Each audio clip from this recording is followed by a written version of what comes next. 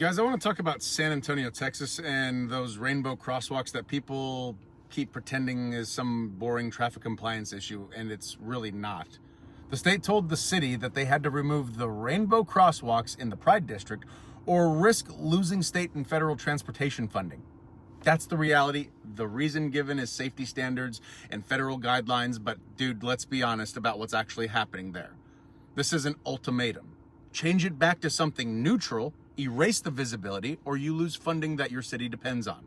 And when you zoom out, this fits perfectly into a much bigger pattern that we've been watching for years now, especially under Trump's second term, where anything that publicly signals support for LGBTQ people gets labeled as inappropriate, political, or unacceptable in shared public spaces.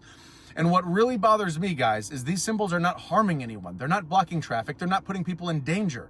What they do is tell LGBTQ people, especially kids and young adults, that they exist, that they belong, and that they are not alone.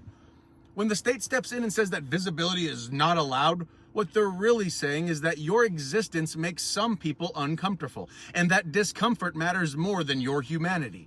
And guys, that's where it stops being about just paint on the ground. Because here's the part that I can't get past. It's the fact that LGBTQ people are just people. They're not threats. They're not predators. They're not trying to come for your family and your kids or your way of life. They're just human beings who love other human beings who want to live peacefully and happily and authentically, just like anyone else. And yet, over and over again, they get turned into a scapegoat when people are struggling, when they feel like their life didn't turn out how they wanted, when the system fails them. Instead of holding power accountable, I guess it's just easier to point at marginalized groups and say, they're the problem. That's what this really is. Fear redirected, anger misplaced, failure projected onto people who are just trying to live. Representation matters, guys, because it tells those people who have been told their entire lives that something is wrong with them, that it's okay to exist as they are. Taking that away sends the opposite message. It tells them to be quieter, smaller, less visible, less themselves. And that's why this matters across the entire country.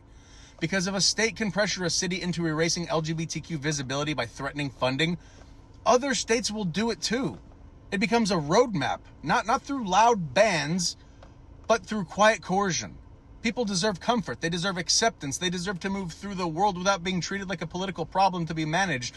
And I'm honestly getting so exhausted at watching basic human dignity get debated like it's optional.